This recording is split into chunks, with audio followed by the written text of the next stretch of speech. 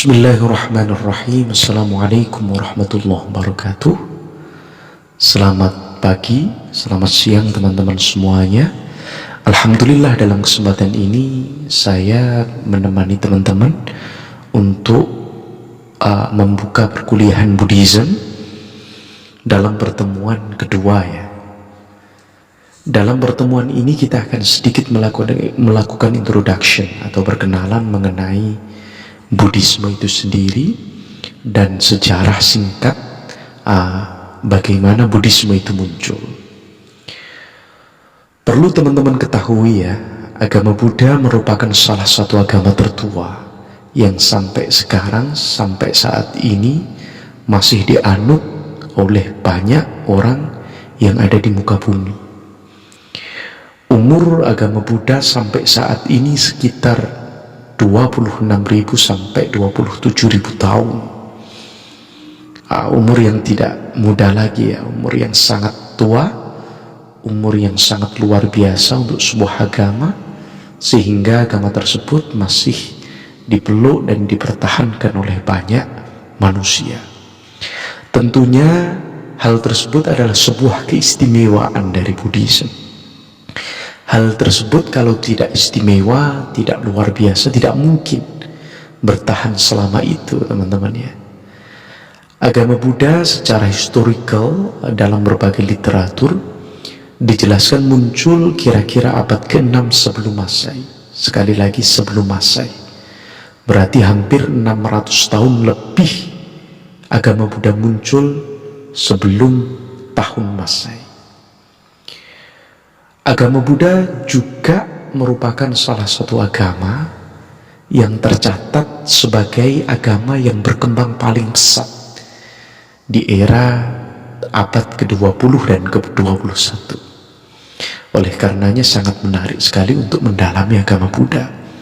Saya secara pribadi sangat tertarik dengan Buddhism karena saya dulu waktu di Universitas Gadjah Mada ya diajar oleh seorang tokoh spiritual Buddha, Bante Jotidamo dari Candi Mendut. Beliau dengan kebijaksanaannya yang luar biasa memberikan gambaran mengenai Buddhism yang cukup menarik dan membuat semua orang bisa mencintai agama Buddha termasuk saya. Teman-teman yang dimuliakan, tentu saja agama Buddha merupakan agama yang juga ada di Indonesia dan tersebar di seluruh dunia, terutama Asia ya, berkembang sangat luar biasa di Thailand, kemudian di Kamboja, di Vietnam, di Laos, di Indonesia sendiri, di China, di Korea, di Jepang, di India, dan berbagai belahan dunia, termasuk berkembang pesat juga di Australia, kemudian di Amerika dan di Eropa. Hal tersebut menunjukkan penerimaan manusia atau orang-orang terhadap Buddhism sangat luar biasa.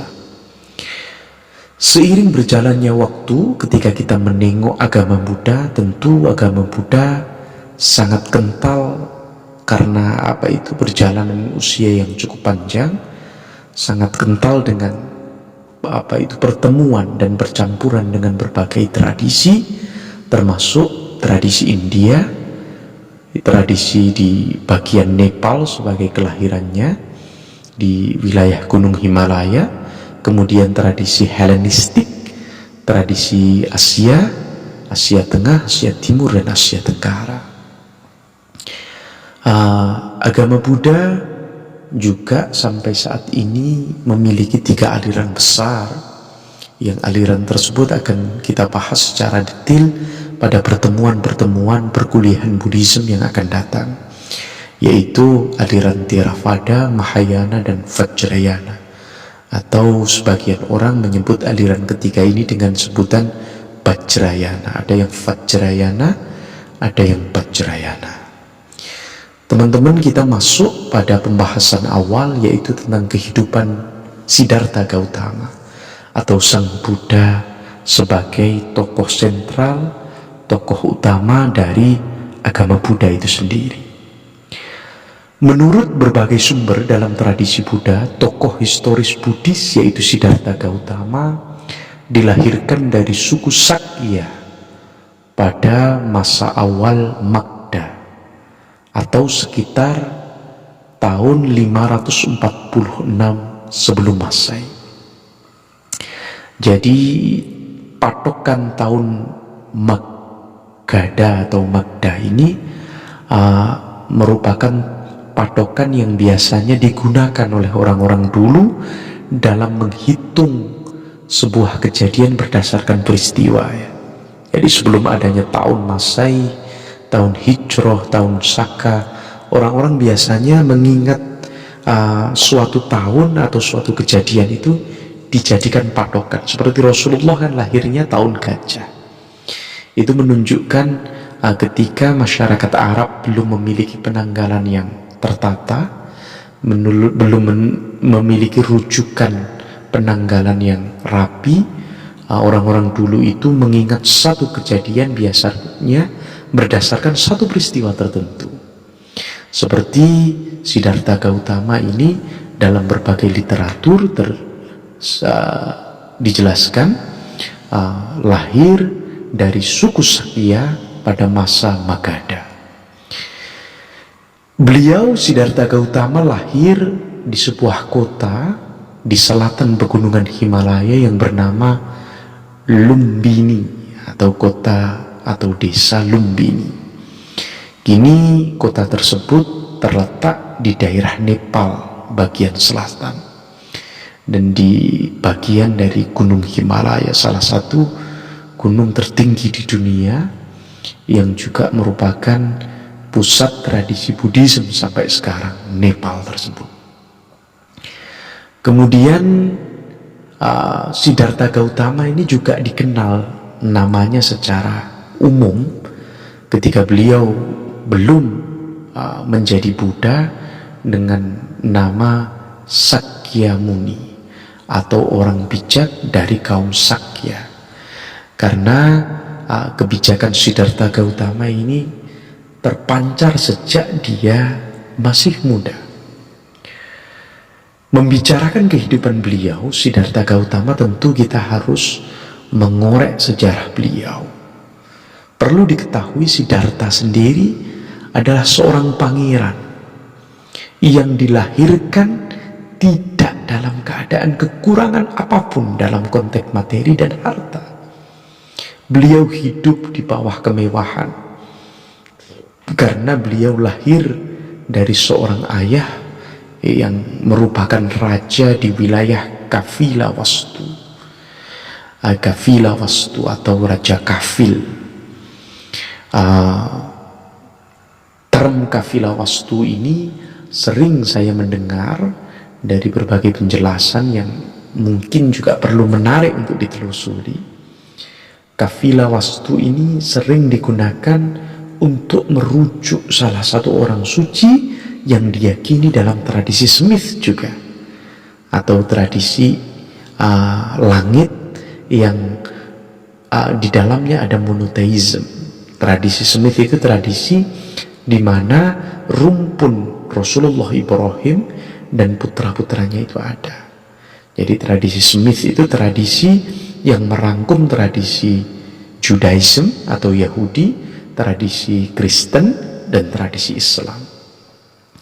Orang suci tersebut yang muncul dari Kafilawastu dinamakan Zulkifli atau Kiflun. Ini wallahu a'lam kebenarannya ya, perlu dicek lagi, tetapi menarik. Ada korelasi antara tempat kelahiran Siddhartha dan seorang sosok yang kita percaya dalam tradisi Islam adalah sebuah utusan Tuhan yang mulia, yaitu Nabiullah Zulkifli. Penisbatan Zulkifli itu ada yang menafsirkan, sekali lagi menafsirkan, bahwasanya dia adalah sosok yang muncul di daerah Kafilawastu. Tapi hal ini perlu dikaji secara lebih lanjut dan spesifik.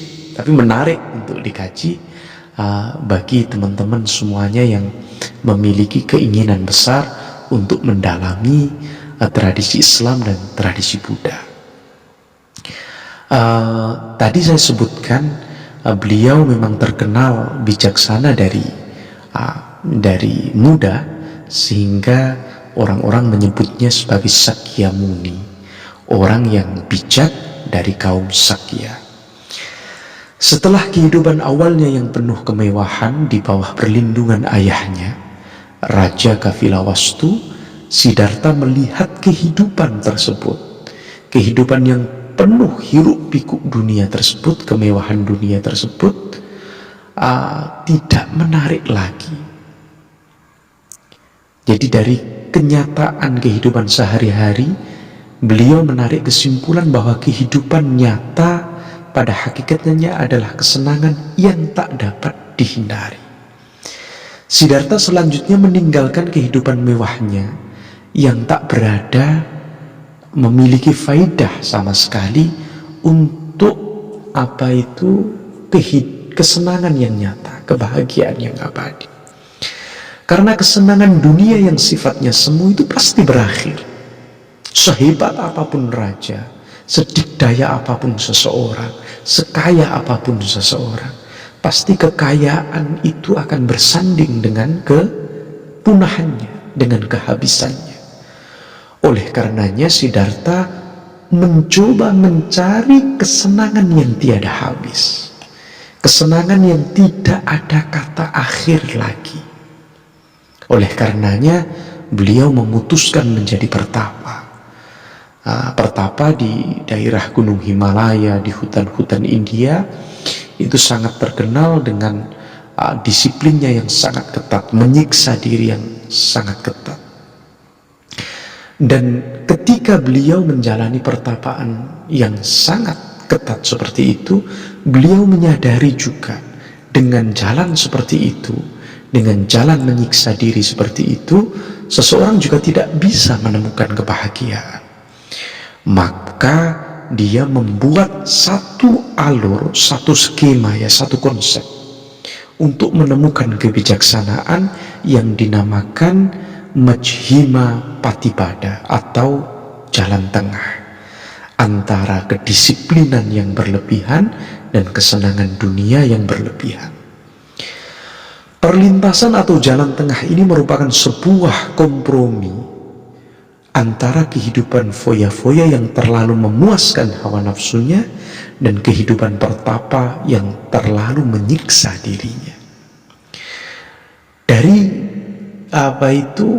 inisiasi dan pancaran terang yang memunculkan konsep jalan tengah atau Majjhima Patipada inilah Siddhartha Gautama menemukan pencerahan di sebuah bawah pohon bodhi, dan disitulah dia memperoleh pencerahan yang sempurna, yang dari situlah beliau disebut sebagai Sang Buddha, atau orang yang mendapatkan pencerahan, orang yang mendapatkan keterangan pada usia beliau yaitu 35 tahun. Kata Buddha sendiri itu diambil dari bahasa Sanskerta yang memiliki arti dia yang sadar, dari kata bud dan ta, dia yang tersadarkan atau dia yang tercerahkan. Tahun 45 selanjutnya, jadi 10 tahun setelah beliau mendapatkan pencerahan di bawah pohon bodhi, Siddhartha Gautama menyelusuri atau menapaki dataran sungai Gangga yang ada di India, dan kemudian daerah yang mengalirinya, anak-anak sungainya, sembari menyebarkan nasihatnya atau ajaran-ajarannya kepada orang yang bermacam-macam.